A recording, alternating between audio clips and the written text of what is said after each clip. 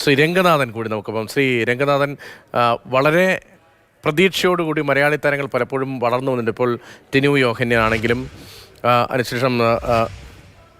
അതിനുശേഷം ഇപ്പോൾ സഞ്ജു ആണെങ്കിലും സഞ്ജുവിനെ ഒരു വലിയ ഗ്യാപ്പ് സഞ്ജുവിനെ കാത്തിരിക്കുന്നുണ്ടായിരുന്നു. ആ ഗ്യാപ്പ് അത് പക്ഷേ അത്ര പോസിറ്റീവായി ഉൾക്കൊള്ളാൻ ആർക്കും കഴിയുന്ന ഒന്നും ആയിരുന്നില്ല, പ്രത്യേകിച്ച് മലയാളികളെ സംബന്ധിച്ച്. ഇപ്പോൾ ടീമിലേക്ക് എത്തുമ്പോൾ അദ്ദേഹത്തിന് എത്രത്തോളം സ്പേസ് കിട്ടുമെന്നാണ് അങ്ങ് കരുതുന്നത്? അല്ല, ആദ്യമായിട്ട് കേരള ക്രിക്കറ്റിന്റെ വളർച്ചയെ കുറിച്ചാണ്, പ്രത്യേകിച്ച് ടിനു യോഹന്നാൻ, ശ്രീശാന്ത്, പിന്നെ ഇപ്പോൾ വനിതാ ടീമുകളിൽ 2 വനിതാ താരങ്ങൾ ഇന്ത്യൻ ടീമിൽ വന്നിരിക്കുന്നു.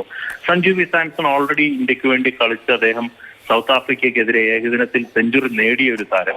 അവസരങ്ങൾ ലഭിക്കാതെ വന്നപ്പോഴാണ് തീർച്ചയായിട്ടും ഈ ഒരു ലോകകപ്പ് ടീമിൽ അദ്ദേഹം വളരെ ഡിസർവിംഗ് ആയിട്ട് സെലക്ട് ചെയ്യപ്പെട്ട ഒരു വ്യക്തിയാണ്. കാരണം അദ്ദേഹത്തിന്റെ ഈ കഴിഞ്ഞ കുറെ ഇന്നിങ്സുകൾ നോക്കുകയാണെങ്കിൽ ബാറ്റിംഗിൽ വന്ന മാറ്റം, അദ്ദേഹത്തിന് ക്യാപ്റ്റനായിട്ട് രാജസ്ഥാൻ റോയൽസിനെ നയിച്ചതും അദ്ദേഹത്തിന്റെ ബാറ്റിംഗിന്റെ ആ മികവ്, അദ്ദേഹത്തിന്റെ ബാറ്റിംഗിൽ ശൈലിയിൽ വന്ന മാറ്റം, ഇതെല്ലാം തന്നെ സൂചിപ്പിക്കുന്നത് അദ്ദേഹം ഒരു മെച്യൂർഡ് ക്രിക്കറ്ററായിട്ട് മാറിയിരിക്കുന്നു.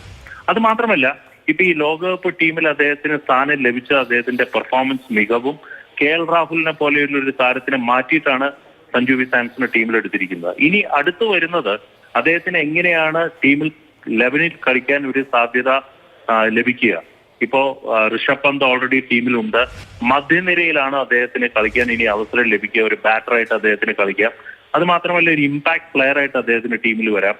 അത് മാത്രമല്ല, മധ്യനിരയിൽ കളിക്കുകയാണെങ്കിൽ അദ്ദേഹത്തിന് പെർഫോം ചെയ്യാൻ സാധിച്ചു കഴിഞ്ഞാൽ ഒരു സ്ഥിര അംഗമായിട്ട് ഇന്ത്യൻ ടീമിൽ അദ്ദേഹത്തിന് തുടരാനായിട്ട് സാധിക്കും. അപ്പൊ ഇതിൽ കിട്ടിയ ഏറ്റവും നല്ലൊരു അവസരം. അദ്ദേഹം ലോകകപ്പ് ടീമിൽ വന്നിരിക്കുന്നു. എല്ലാ ക്രിക്കറ്റേഴ്സിനും അഭിമാനിക്കാം കേരളത്തിൽ നിന്നും ഒരു താരം വന്നത്.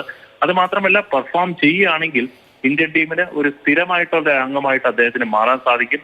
എല്ലാ രീതിയിലും കേരളത്തിലുള്ള അല്ലെങ്കിൽ ഇന്ത്യയിലുള്ള എല്ലാ ക്രിക്കറ്റ് ആരാധകർക്കും ഇതൊരു ശരിയായ തീരുമാനം തന്നെയെന്ന് സൂചിപ്പിക്കുന്ന ഒരു വാർത്ത തന്നെയാണ്.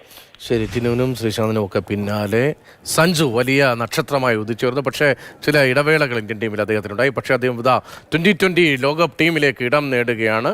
അത് വളരെ പ്രധാനപ്പെട്ട വലിയ നേട്ടമായി മാറുന്നു.